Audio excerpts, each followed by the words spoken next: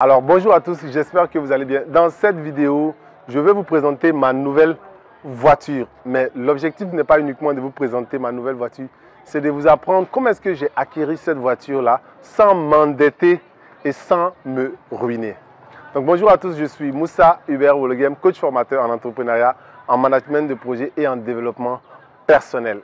Donc comme je vous le disais, je souhaiterais partager avec vous certaines expériences, certaines connaissances que j'ai acquises avec le temps dans le domaine de l'éducation financière et qui m'ont permis réellement de me bâtir, de me construire, de créer, de développer mon entreprise et de m'acquérir un certain nombre de biens aujourd'hui sans pourtant me ruiner.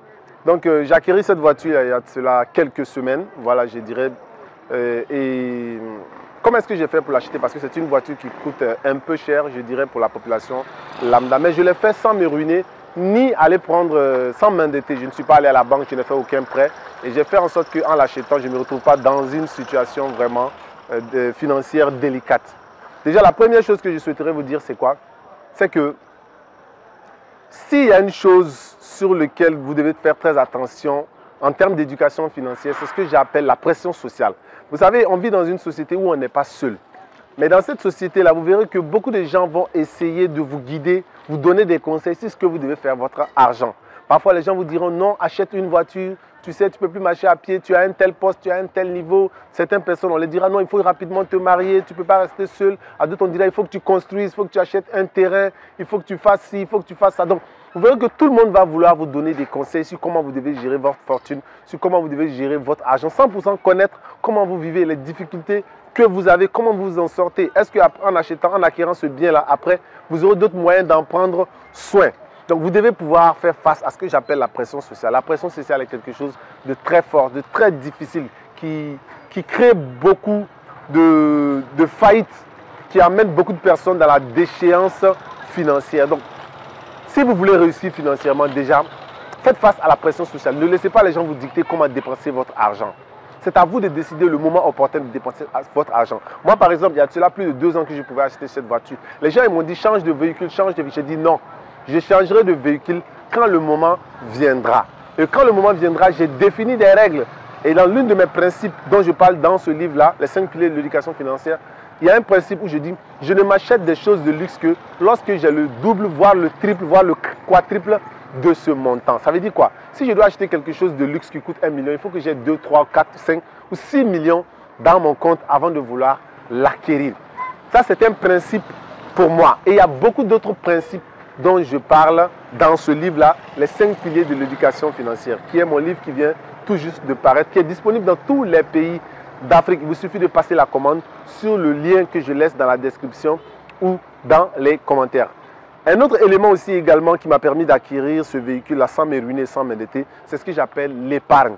Vous savez, l'épargne pour moi est la clé pour quitter le domaine de la pauvreté et vous retrouver dans le domaine de la richesse. Vous devez apprendre à épargner, vous devez absolument épargner. Peu importe le montant que vous allez épargner, ce n'est pas le montant qui compte dans un premier temps, c'est le fait même de commencer à épargner. Et c'est ce que j'appelle la discipline de l'épargne. Vous devez travailler votre discipline de l'épargne. Commencez avec 5 000, 10 000, 100 000, 200 000, 300 000, 1 million, 2 millions. L'objectif, c'est d'apprendre à épargner d'abord et non d'épargner beaucoup de montants. Vous savez, quand j'ai commencé à épargner, à peine si j'épargnais 25 000. Mais il est arrivé à un moment où j'épargnais 10 fois, 20 fois plus que ça. Parce que quand j'ai appris la discipline de l'épargne, je suis passé à un autre stade. Et quand je gagnais beaucoup d'argent, je savais comment faire pour pouvoir épargner. Donc, si vous n'avez pas encore commencé à épargner, ou si vous avez des difficultés à épargner, si vous pensez que vos dépenses sont trop élevées pour que vous puissiez épargner, vous vous trompez. Malgré les difficultés que vous avez, malgré la situation dans laquelle vous vous trouvez, trouvez un moyen d'épargner, serait-ce qu'un petit montant de façon journalière, de façon hebdomadaire par semaine ou de façon mensuelle. Vous devez le démarrer parce que c'est la discipline qui compte plus que le montant que vous allez épargner. Et il y a également le troisième élément que je souhaiterais partager avec vous, c'est la notion de la gestion des dépenses. Vous savez, on est dans une société où on dépense, on dépense, on dépense. Les problèmes sociaux, les problèmes personnels, les gens qui viennent vous voir pour des choses. Et si vous ne savez pas dire non, vous ne pouvez pas devenir un bon gestionnaire financier. Vous ne pouvez pas sortir de la pauvreté.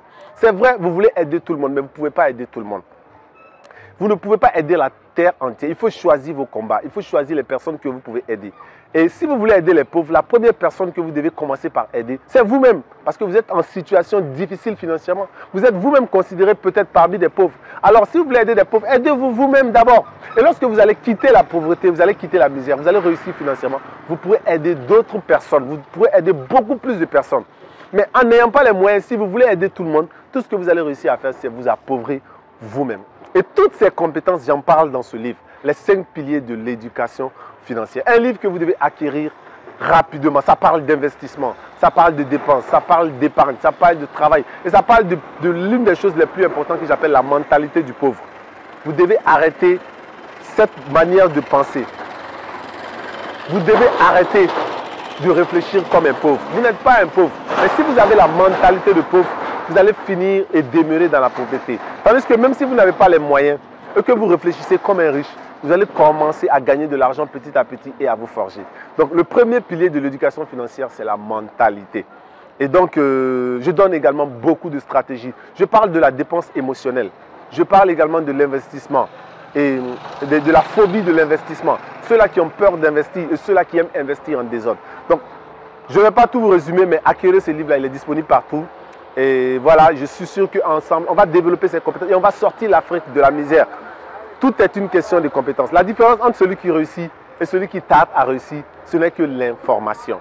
Il y a une chose que celui qui réussit sait que vous ne savez pas. Donc vous devez tout faire pour l'acquérir, pour développer cette compétence-là. On va jeter un coup d'œil dans mon véhicule si vous voulez bien pour voir un peu. Voilà. Et je vous invite à partager au maximum cette vidéo-là. Partagez cette vidéo au maximum pour pouvoir aider beaucoup de personnes à sortir. Il y a également mon deuxième livre qui est là. Les 365 versets du développement personnel. Je dirais plutôt mon premier livre, qui est celui que j'ai sorti en premier, qui a beaucoup marché. On a vendu plus de 1200 livres à travers un peu partout. Et ce livre-là, on a déjà plus de 500 commandes déjà. Et je sais que les commandes ne cessent de grimper à peine 4 jours. Ça fait que 4 jours que le livre est sorti. Donc voilà un peu mes amis, je voulais partager toutes ces compétences-là avec vous. N'hésitez pas à passer à l'action et à partager beaucoup. Voilà, merci.